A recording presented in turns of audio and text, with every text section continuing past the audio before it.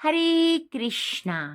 गुड्डू की दुनिया में आप सभी का बहुत बहुत स्वागत है। तो आज हम हरी हरी बोल सीरीज में आपके लिए कार्तिक मास के दूसरे अध्याय दूसरे दिन की कथा, कार्तिक महात्म्य के दूसरे दिन की कथा लेकर आए हैं।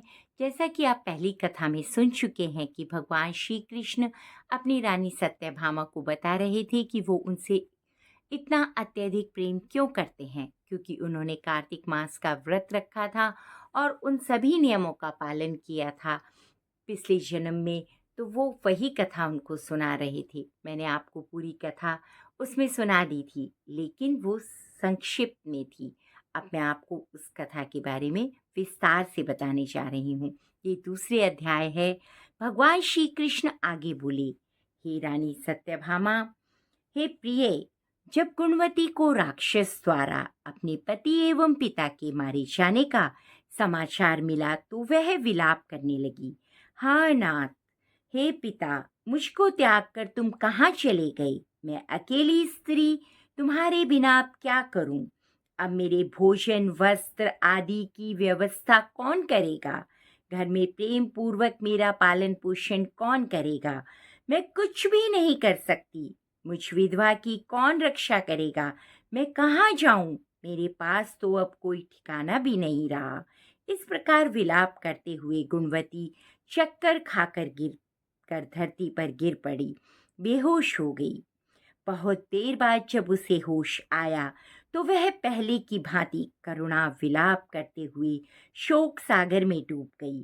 कुछ समय के बाद जब वह संभली तो उसे ध्यान आया कि पिता और पति की मृत्यु के बाद मुझे उनकी क्रिया करनी है जिससे उनकी गति हो सके।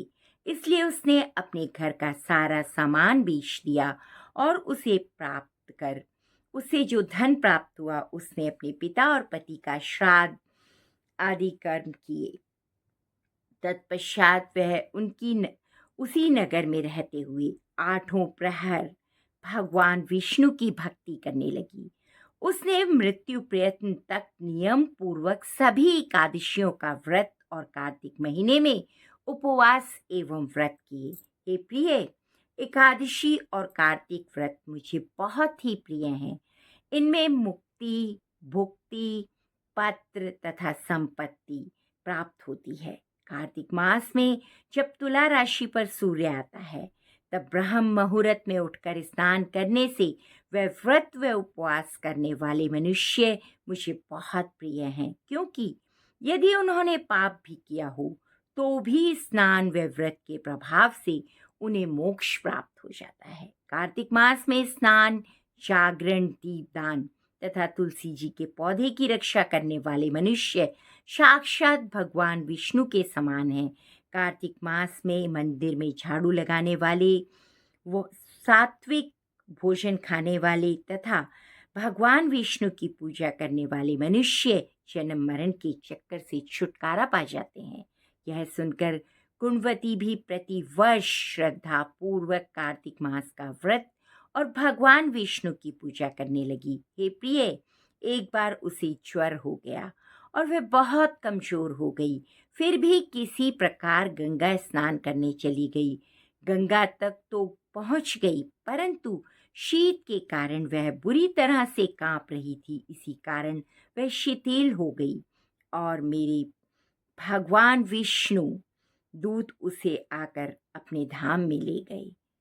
तत्पश्चात ब्रह्मा आदि देवताओं की प्रार्थना पर जब मैंने कृष्ण अवतार लिया तो मेरे गण भी मेरे साथ इस पृथ्वी पर आए। जो इस समय यादव हैं, तुम्हारे पिता पूर्व जन्म में देव शर्मा थे तो इस समय सनाजीत हैं। पूर्व जन्म में चंद्र शर्मा जो तुम्हारा पति था वह डाकू है, और हे देवी, तू ही वह गुणवती है। कार्तिक मास व्रत के प्रभाव के कारण ही तू मेरी अर्धांगिनी हुई है।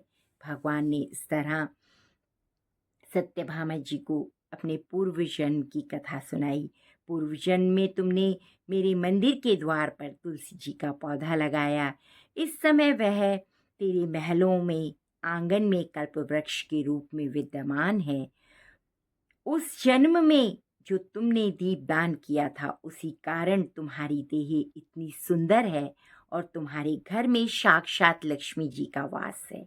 क्योंकि तुमने पूर्व जन्म में अपने सभी व्रतों का पालन प्रति स्वरूप विष्णु को अर्पित किया था, उसी के प्रभाव से इस जन्म में मैं तुम मेरी प्रिय पत्नी हुई हो। पूर्व जन्म में तुमने नियम पूर्वक जो कार्तिक मास का व्रत किया था उसी के कारण मेरा और तुम्हारा कभी वियोग नहीं होगा।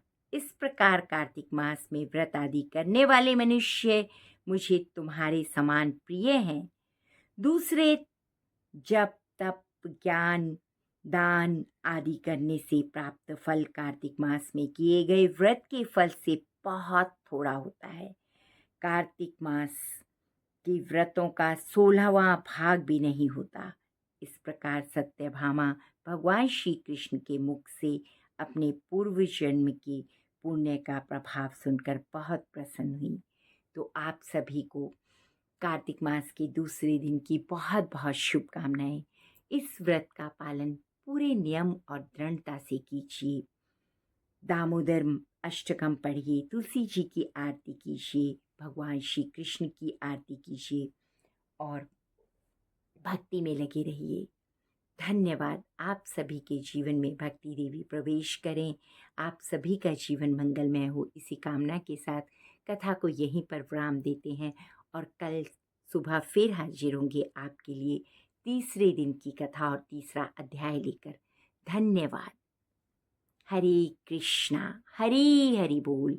अगर आपको कथा अच्छी लगी हो तो इसे लाइक, सब्सक्राइब और शेयर करना ना भूलें और कमेंट्स में लिखिए जय जय श्री राधे।